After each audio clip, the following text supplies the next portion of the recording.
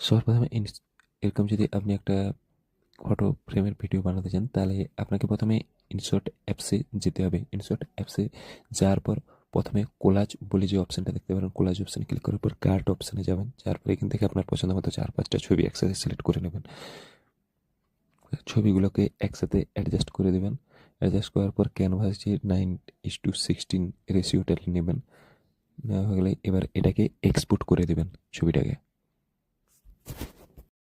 যে ফটোটাকে এক্সপোর্ট করেছিলেন আবার নিউ প্রজেক্টে গিয়ে সেটাকে আবার সিলেক্ট করবেন। সেটাকে সিলেক্ট করার পর এখানে প্রথমে একটা কি ফ্রেম লাগাবেন।